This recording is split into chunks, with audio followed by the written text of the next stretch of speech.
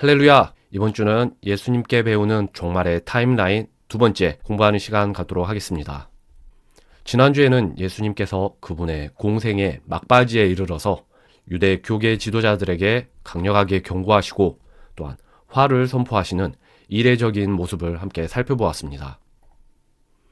마태복음은 21장부터 23장에 이르기까지 유대 교계 지도자들을 향한 예수님의 거듭된 경고를 기록하고 있습니다. 하지만 유대의 교계 지도자들은 결국 회개를 거부하고 정죄를 받는 데까지 이르게 됩니다. 성전의 철저한 파괴에 대한 마태복음 24장의 예언은 이처럼 예수님의 정죄 선언 이후에 이루어지는 것입니다. 그런데 돌 하나도 다른 돌 위에 남지 않을 것이다 라고 선포하셨던 예수님의 그 성전 파괴 예언은 단순히 서기 70년 로마에 의한 예루살렘 파괴만을 의미하는 것이 아님을 지난 시간에 자세히 함께 살펴보았습니다. 당시에 세워졌던 헤롯 성전의 벽체 일부는 2000여 년이 지난 현재까지도 남아있고 또 마태복음 24장의 말씀이 성전 파괴의 때와 재림의 때를 연결시키고 있기 때문입니다. 그렇게 성경 말씀은 성전 파괴와 재림의 때를 연결하도록 우리를 이끄신 이후에 비로소 말세에 대한 본격적인 예언을 제공하고 있습니다. 오늘은 마태복음 24장을 통해서 예수님의 말세 예언을 본격적으로 탐구하는 시간을 가질 것입니다. 아직 끝은 아니니라 7년 환난 전에 있을 일들. 마태복음 24장 4절. 예수님께서 그들에게 대답하여 이르시되 아무도 너희를 속이지 못하도록 주의하라. 많은 사람이 내 이름으로 와서 이르기를 내가 그리스도라 하며 많은 사람을 속이리라. 또 너희가 전쟁들과 전쟁들의 소문을 듣겠지만 불안해하지 않도록 주의하라. 이 모든 일들이 반드시 일어나야 하되 아직 끝은 아니니라. 성경은 말세, 끝날, 종말, 세상 끝 등 다양한 표현을 사용하여서 세상의 끝을 지칭하고 있습니다. 그런데 이러한 표현들은 상황에 따라서 서로 다른 다양한 시기들을 지시하고 있기 때문에 각각의 정확한 의미를 우리가 파악할 필요가 있습니다.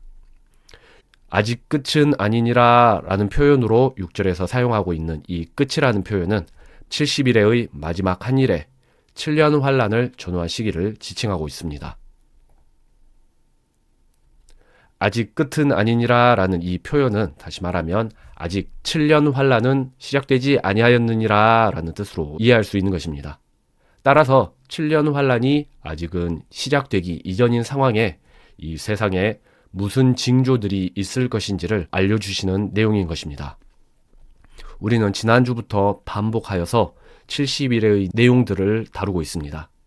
70일 중에 69일에는 예수님께서 나귀 타시고 감람산을 내려가시던 그날에 성취되었고 마지막 70번째 일이만이 성취를 기다리고 있는 중입니다. 그 마지막 한 일회가 시작되기 전에 이 세상에 어떠한 일들이 있을 것인가 하는 것을 마태복음 24장 4절부터 예언하고 있는 것입니다. 7년 환란이 가까울수록 이스라엘은 마태복음 24장이 말씀하고 있는 다음의 일들을 경험하게 될 것입니다. 첫 번째로 스스로를 메시아라 주장하는 다양한 자들이 등장할 것입니다. 그리고 두 번째, 전쟁과 전쟁의 소문이 무성할 것입니다. 이 두 가지에 대해서 좀 더 자세히 살펴보도록 하겠습니다. 7년 환란이 가까움을 알리는 징조 첫 번째, 가짜 그리스도들. 마태복음 24장 5절. 많은 사람이 내 이름으로 와서 이르기를 내가 그리스도라 하며 많은 사람을 속이리라. 말세가 이르기 전에 가짜 그리스도들이 세상에 많이 등장할 것입니다. 7년 환란이 가까울수록 그 가짜들의 미혹은 더욱 심각해질 것입니다. 이 가짜 그리스도들은 7년 환란에 등장할 적그리스도와 유사하지만 또한 차이가 있을 것입니다. 7년 환란을 앞두고 등장할 여러 자칭 그리스도들은 7년 환란에 등장할 적그리스도와 동일하게 사탄의 종으로 활동하며 사람들을 미혹할 것입니다. 하지만 7년 환란에 등장할 적그리스도의 미혹은 그 규모와 수준이 보통의 자칭 그리스도들과는 남다를 것입니다. 또한 그 적그리스도는 7년 환란의 계시 그리고 그 진행과 관련하여서 성경 예언적으로 매우 중요성을 갖는 핵심 인물입니다. 현재 우리나라에 등장했던 가짜 그리스도의 수만 해도 50여 명 이상인 것으로 알려지고 있습니다. 이미 이 세상은 가짜 그리스도들로 홍수를 이루고 있는 것입니다. 하지만 기억해야 할 것은 마태복음 24장의 맥락이 한국이나 미국 등지의 개신교단에서 파생해 나올 그런 이단 사이비를 초점에 둔 예언이 아니라는 것입니다. 마태복음 24장이 경고하고 있는 가짜 그리스도에 관한 이 예언은 유대인 그룹 내에서 유대인을 속이기 위해 등장할 가짜 메시아에 대한 예언이라는 것을 기억해야 할 필요가 있습니다. 가짜 유대인 메시아 동향. 위키피디아는 유대 그룹 내에서 등장했던 자칭 메시아 7명을 나열하고 있습니다. 그중 가장 최근의 사례는 메나헴 멘델 슈네르손이라는 자로서 이 사람은 이미 30여 년 전에 사망했습니다. 결론적으로 현재적으로 유대인 그룹 내에서 가짜 그리스도의 움직임은 활발하지는 않은 것입니다. 하지만 교회 성도들은 앞으로 유대인들 중에 가짜 그리스도가 얼마나 등장할 것인지 관심을 가지고 그 추이를 지켜볼 필요가 있습니다. 7년 환란이 가까움을 알리는 징조 두 번째, 전쟁과 전쟁의 소문. 마태복음 24장 6절. 또 너희가 전쟁들과 전쟁들의 소문을 듣겠지만 불안해하지 않도록 주의하라. 이 모든 일들이 반드시 일어나야 하되 아직 끝은 아니니라. 말세가 되어감을 나타내는 또 다른 징조 한 가지는 전쟁과 전쟁의 소문입니다. 7년 환란이 임박한 시기에 이스라엘을 둘러싼 수많은 전쟁과 전쟁의 소문이 증가할 것이라는 것입니다. 실제 이스라엘과 연관된 전쟁과 전쟁의 소문은 세월이 흐를수록 날로 거세지고 있는 상황입니다. 1948년 현대의 이스라엘이 건국된 이래로 이스라엘의 역사는 전쟁으로 얼룩져 있습니다. 특히 2020년 이후 이스라엘에는 전쟁과 전쟁의 소문이 끊이지 않고 있는 상황입니다. 이러한 상황은 마태복음 24장이 예언하고 있는 전쟁과 전쟁의 소문의 명백한 성취라 할 수 있는 것입니다.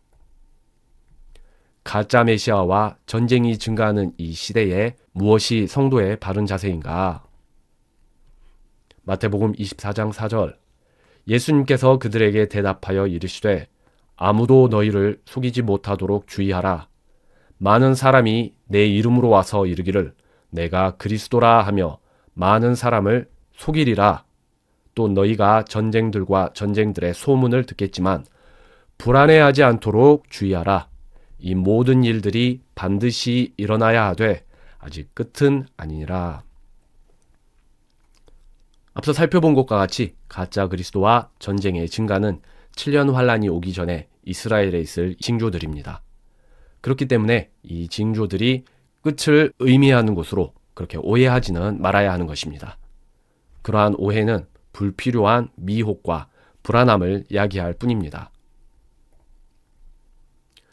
세상에는 여러 징조들을 이유로 7년 환란이 이미 시작되었다라고 주장하는 거짓 교사들이 아주 많습니다.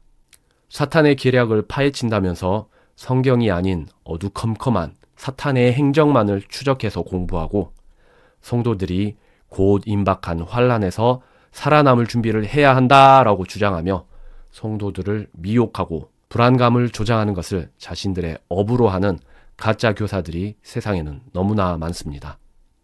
예수님께서는 그러한 주장을 하는 자들이 세상에 넘쳐날 것을 이미 2000여 년 전에 알고 계셨습니다.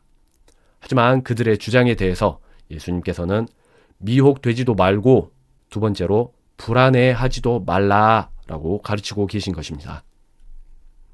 불안해하거나 미혹될 필요가 전혀 없는 이유는 교회는 끝이 오기 전, 7년 환란이 오기 전 휴거될 것이 약속되었기 때문입니다. 이와 관련하여서는 뒤에서 더 자세히 살펴볼 것입니다. 7년 환란의 시작. 7년 환란 전에 점중할 그 두 가지 징조들을 예언하신 예수님께서는 이어서 7년 환란이 본격적으로 시작되면 그때 있을 일들을 또한 가르쳐 주십니다. 마태복음 24장 7절 민족이 민족을 대적하여 일어나고 왕국이 왕국을 대적하여 일어나며 곳곳에 기근과 역병과 지진이 있을 터인데 이 모든 것은 고통의 시작이니라. 앞서서 7년 환란 전에 이 세상에 있을 징조들을 설명하신 예수님께서 연이어서 7절에서는 7년 환란의 초반부, 7년 환란이 시작된 이후에 있을 일들을 고통의 시작으로 지칭하시며 그때에 관한 예언을 주고 계십니다. 7년 환란이 시작되면 전 세계에 전쟁이 본격화되고 기근과 역병, 지진으로 인한 심판 또한 본격화될 것입니다. 그런데 예수님께서 예언하신 이 7년 환란의 초기 모습을 살펴보기에 앞서서 마태복음 24장이 언급하고 있지 않은 두 가지 매우 중대한 사건에 대해 먼저 공부할 필요가 있습니다. 마태복음 24장에서 언급되지 않고 있는 두 가지 중대한 사건은 첫 번째로 7년 환란 전에 있을 휴거가 그 첫 번째이고 두 번째 7년 환란의 시작점이 될 7년 협정이 그 두 번째입니다. 첫째, 휴거에 대해서 마태복음 24장은 언급하지 않는다. 사실 마태복음을 포함한 모든 공관복음이 휴거에 관한 내용을 언급하고 있지 않습니다. 휴거 구절로 오해받는 구절들도 존재하지만 그 구절들은 면밀하게 따져보면 휴거가 아닌 환란 중의 사건들을 예언한 것들입니다. 그것과 관련하여서는 이후의 시간들에 더욱 자세히 공부할 것입니다. 공관복음이 이처럼 휴거와 관련한 기록을 하지 않는 이유는 그 책들이 교회가 아닌 이스라엘 민족을 향한 하나님의 역사 경영에 초점을 두고 작성된 책들이기 때문입니다. 이와 대조적으로 요한복음은 교회를 향한 하나님의 역사 경영에 초점을 두고 있기 때문에 휴거를 직간접적으로 다루는 그런 구절들이 기록되어 있습니다. 같은 맥락에서 공관복음의 혼인 비유들도 이해할 수가 있습니다. 공관복음의 혼인 비유들은 매우 특징적으로 혼인의 중요한 당사자인 신부의 존재에 대해서 침묵으로 일관하고 있습니다. 이 또한 공관복음 그리고 혼인 비유의 초점이 교회가 아닌 이스라엘 민족에 있기 때문입니다.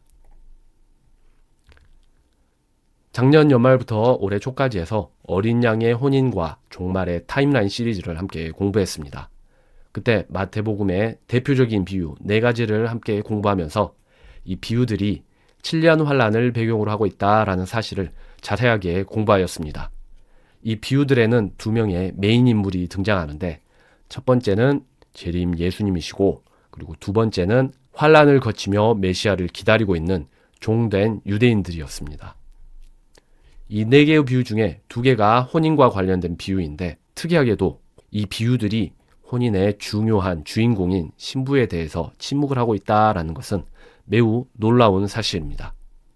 이는 공관복음서가 이스라엘 민족에 초점을 맞추고 있을 뿐만 아니라 이 비유들이 7년 환란을 배경으로 삼고 있는데 7년 환란이 계시되기 이전에 이미 신부된 교회가 휴거되어서 이 세상에 없을 것이기 때문입니다.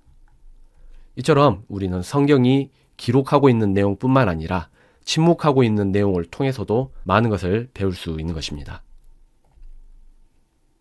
요한복음 3장 29절 신부를 얻는 자는 신랑이지만 서서 신랑의 말을 듣는 신랑의 친구가 신랑의 음성으로 인해 크게 기뻐하나니 그러므로 나의 이 기쁨이 성취되었노라. 성경의 4복음서 가운데에서 신부를 언급하고 있는 책은 오직 요한복음뿐입니다. 복음서들 중에 요한복음만 이스라엘이 아닌 교회에 초점을 두고 있기 때문입니다. 둘째, 7년 환란의 시작점, 즉 7년 협약을 마태복음 24장은 언급하고 있지 않다. 마태복음 24장은 또한 특징적으로 7년 환란의 시작점이 될 사건을 기록하고 있지 않습니다. 하지만 여러 성경 구절들을 통해서 7년 환란이 적그리스도와 그리고 이스라엘의 7년 협약을 통해 계시될 것이라는 것을 우리는 확실하게 알 수 있습니다. 7년 환란의 시작점을 예언한 이 성경 구절들을 함께 찾아가면서 공부해 보도록 하겠습니다. 이스라엘 리더들이 지옥과 협약을 맺음으로써 7년 환란이 계시된다.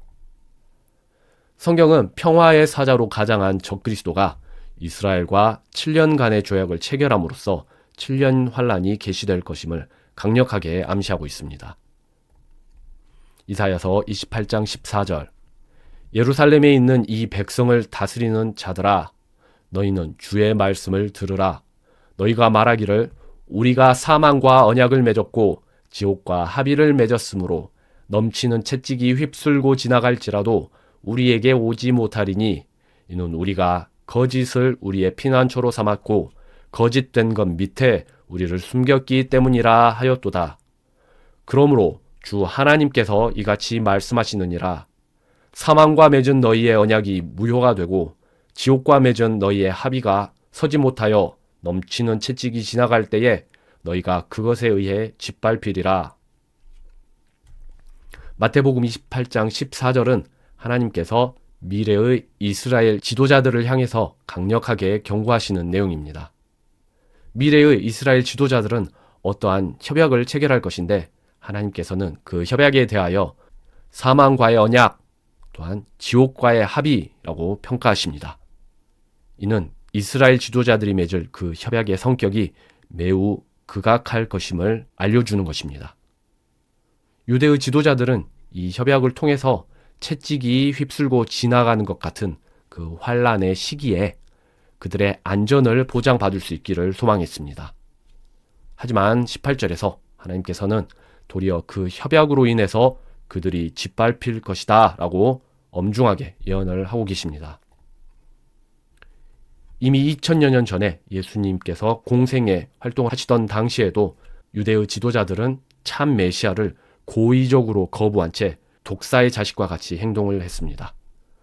그러한 유대의 지도자들은 종말의 때에도 여전히 극악하게 행동할 것임을 2700여 년 전에 기록된 이사야서가 예언하고 경고하고 있는 것입니다. 그런데 이사야서가 기록하고 있는 이 사망과의 언약, 지옥과의 합의의 구체적인 내용이 어떠한 것인지에 대해서 우리는 다니엘서 9장을 통해서 확인할 수 있습니다. 다니엘서 9장 25절 예루살렘을 회복하고 건축하라는 명령이 나가는 때부터 통치자 메시아가 올 때까지 7일에와 62일에가 있을 것이며 앞으로 올 통치자의 백성이 그 도시와 그 성소를 파괴할 것이요 그가 많은 사람과 한 일에 동안 언약을 확정할 것이며 다니엘서 9장은 성경의 가장 중요한 예언으로 손꼽히는 70일의 예언을 다루고 있습니다. 25절에서는 그 70일의 중에 69일에 대한 예언을 하고 있고 그리고 나서 26절부터 마지막 70번째 일에 대한 예언을 하고 있습니다. 26절 앞으로 올 통치자로 다니엘서가 지칭하고 있는 이 자는 적그리스도를 지칭하는 것입니다.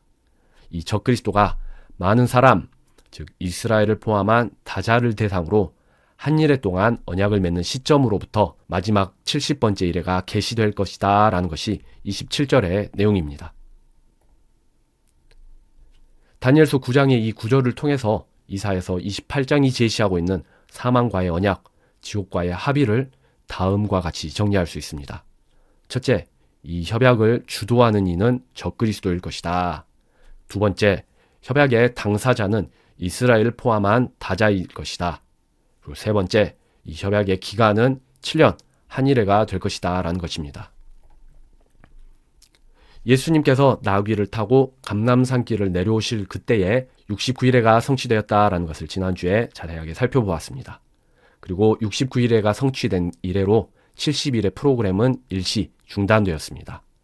현재는 2000여 년간의 교회 시대가 진행 중에 있는데 교회 시대는 휴거를 통해서 종료될 것입니다. 그리고 그 이후에 적그리스도가 7년간의 협약을 성사시키며 마지막 남은 한 일회가 마저 진행될 것인데 그 개시점이 될 이 7년의 협약에 관해서 마태복음 24장은 기록하고 있지 않다. 하지만 성경의 다른 이사야서 그리고 다니엘서와 같은 구절들을 통해서 우리가 그것이 적그리스도와의 7년 협약이 될 것이다 라는 것을 확인할 수 있는 것입니다. 가짜 평화의 탈을 쓰고 성사될 적그리스도와의 7년 협약. 이사야서 28장에서 이스라엘 리더들은 채찍이 휩쓸고 지나가는 환란 때에 지옥과 맺은 그들의 합의로 인해서 그들이 안전할 수 있을 것이다 라고 기대했습니다. 하지만 적그리스도가 협약을 통해 보장했던 가짜 평화에 대한 그들의 기대는 산산조각 날 것이 예정되어 있습니다. 다니엘서 9장의 예언 역시 그러한 가짜 평화를 암시합니다. 다니엘서 9장 27절, 앞으로 올 통치자가 많은 사람과 한 일에 동안 언약을 확정할 것이며 그가 그 일의 한 중간에 희생물과 봉헌물을 그치게 하고 가증한 것들로 그것을 황폐하게 하리니. 이 다니엘서 9장의 예언은 현재에는 존재하지 않는 유대의 성전과 희생제사 그리고 봉헌이 미래의 7년 환란기에는 회복되어서 정상 작동될 것을 전제로 하고 있습니다. 일단 성전과 제사가 정상 작동되어야지만 27절이 예언하고 있는 대로 그 이래의 한 중간에 그것들을 적그리스도가 그치게 하는 일이 가능하기 때문입니다. 이러한 것들을 통해서 적그리스도의 7년 협약이 유대인들이 그토록 염원하던 유대 성전의 재건과 관련한 평화적인 해결책을 포함하고 있을 것을 우리가 추측해 볼 수 있는 것입니다. 하지만 적그리스도는 가짜 평화를 담보로 맺었던 한 일의 언약을 그 중간에 깨트리고 성전을 황폐하게 할 것임이 다시 한번 예언되고 있습니다. 요한계시록은 환란의 마지막 70번째 이래를 가장 자세히 다루고 있는 책입니다. 그런데 이 요한계시록 역시 가짜 평화 조약을 들고 나오는 적그리스도에 의해서 7년 환란이 계시될 것이라는 사실을 사도 요한의 이상을 통해서 예언하고 있습니다. 요한계시록 6장 1절, 어린 양께서 그 봉인들 중 하나를 여실 때에 이에 내가 보니 보라 흰 말이라 그 위에 탄 자가 활을 가졌고 왕관을 받음에 그가 나가서 정복하고 또 정복하려 하더라. 요한계시록 6장은 예수님께서 7년 환란을 계시하시는 모습을 다루고 있습니다. 예수님께서는 7봉인 중에 첫 번째 봉인을 떼심으로써 환란의 7년을 계시하시는데 이 봉인이 떼어지자 흰말을 탄 자가 활을 들고 나타나서 세상을 정복합니다. 그런데 이 자가 들고 있는 이 활은 구약 성경에서 언약을 상징하는 것입니다. 또한 언약의 불성실하고 거짓된 태도를 향하여서 성경은 속이는 활이라고 표현을 하여서 다시 한번 언약과 활을 연결시키고 있습니다.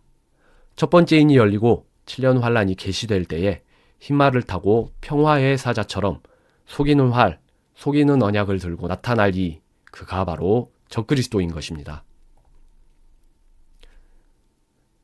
마태복음 24장 7절, 민족이 민족을 대적하여 일어나고 기근과 역병과 지진이 있을 터인데 이 모든 것은 고통의 시작이니라. 마태복음 24장 7절이 기록하고 있는 이 7년 환란, 고통의 시기를 계시시킬 이벤트가 적그리스도가 성사시킬 7년간의 속이는 협약인 것입니다.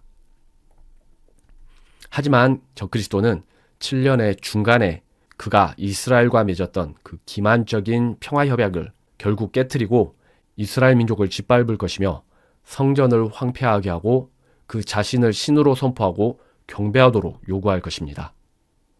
이와 같이 7년 환란 중에는 수많은 사건들이 발생할 것인데 그와 관련한 예언에 대해서는 다음 주부터 다룰 것입니다. 오늘 공부한 내용을 중심으로 종말의 타임라인을 세워보면서 오늘 공부를 마무리하도록 하겠습니다. 하나님께서는 이스라엘 민족과 예루살렘 성을 위해서 70일의 기간을 설정하셨습니다. 이것은 지난주에 공부하였던 핵심 내용입니다. 이 70일의 기간은 아닥사스다의 성벽 재건 칙령으로부터 계시되었고 초림하신 예수님께서 나귀 타고 십자가를 지기 위해 감람산길을 내려가시는 그 날에 69일에가 성취되었습니다. 성자 예수님께서 십자가에서 형벌을 당하신 그 공로로 인해서 우리는 지금 믿음으로 구원을 받는 2000여 년의 교회 시대를 살아가고 있습니다. 예수님께서는 돌아가신 지 3일 만에 부활 승천하셨고 현재는 교회를 위한 처소를 마련하고 계십니다.